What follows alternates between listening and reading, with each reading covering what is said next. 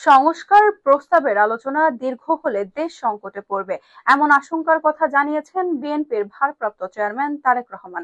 আজ রোববার বিকেলে রাজধানীর কদমতলীতে এক কর্মশালায় প্রধান অতিথির বক্তব্যে তিনি এই আশঙ্কার কথা জানান। ভার্চুয়াল দেওয়া বক্তব্যে সংস্কার প্রস্তাব বাস্তবায়নে নির্বাচিত সরকারে গুরুত্বারোপ করেন তারেক রহমান। রাষ্ট্র সংস্কারের ৩১ দফা নিয়ে ঢাকা মহানগর দক্ষিণ বিএনপি এই কর্মশালার আয়োজন করে। এতে মহানগর দক্ষিণের ২৪টি থানার বিএনপি সহ ১১টি অঙ্গ সংগঠনের কয়েক হাজার নেতাকর্মী অংশ নেন।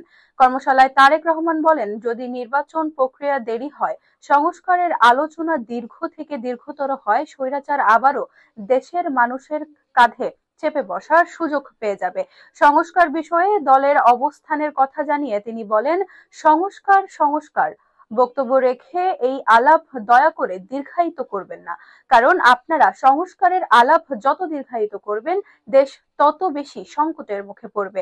আপনারা সংস্কার আলাপ যত দীর্ঘায়িত করবেন, দেশে তত ষড়যন্ত্রকারীরা ষড়যন্ত্র করার সুযোগ পাবে।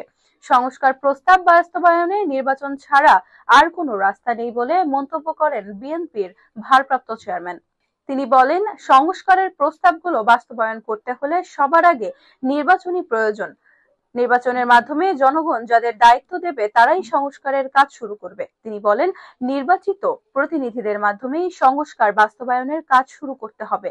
কারণ যারা নির্বাচিত হয়ে আসবে তারা জনগণের কাছে ওয়াদাই করবে যে তারা সুযোগ পেলে বাস্তবায়ন করবে এই সব সংস্কার। সংস্কার যত দ্রুত বাস্তবায়ন করা যাবে, দেশকে, দেশের মানুষকে তত দ্রুত আমরা বিপদ থেকে রক্ষা করতে পারবো। তারেক রহমান এ প্রসঙ্গে আরো বলেন, কোন কোন ব্যক্তি বলেন যে নির্বাচন হলেই কি সব সমস্যার সমাধান হয়ে যাবে। আমি বলি, সঙ্গে সঙ্গে সব সমস্যার সমাধান হবে না, কিন্তু জনগণের রায়ের মাধ্যমে যেই দল, যেই ব্যক্তি বা যারা দেশ পরিচালনার সুযোগ পাবেন, সমস্যার যে জট, সমস্যার যে গিট্টু, সেগুলো আস্তে আস্তে খোলা যাবে। নেতাকর্মীদের উদ্দেশ্যে বিএনপির ভারপ্রাপ্ত চেয়ারম্যান বলেন, আমরা প্রত্যেকে যে যার অবস্থান থেকে যেই সংস্কারের ওয়াদা জনগণের সামনে দিয়েছি, আমাদের প্রত্যেকের অবস্থান থেকে সেই ওয়াদা সর্বোচ্চ পূরণের চেষ্টা করব। এ সময় সংস্কার নিয়ে নানা আলোচনা প্রসঙ্গে তারেক রহমান বলেন, যখন বাংলাদেশের মানুষ সংগ্রাম করছিল তাদের অধিকার প্রতিষ্ঠায়, তখন আমরা সবকিছু বিবেচনা করে প্রথমে ২৭ দফা ঘোষণা করেছিলাম। পরবর্তীতে বিভিন্ন রাজনৈতিক দল যারা আন্দোলন সংগ্রামে বিএনপির সঙ্গে ছিল তাদের সঙ্গে নিয়ে আমরা ৩১ দফা ঘোষণা করেছি। এটি আমরা এমন এক সময়ে জাতির সামনে উপস্থাপন করেছিলাম, আজ থেকে ২-২.৫ বছর আগে।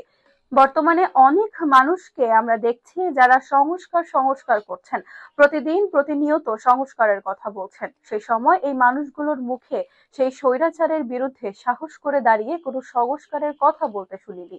তখন কিন্তু শুধু বিএনপি নেতাকর্মীরাই বলেছিল সংস্কারের কথা।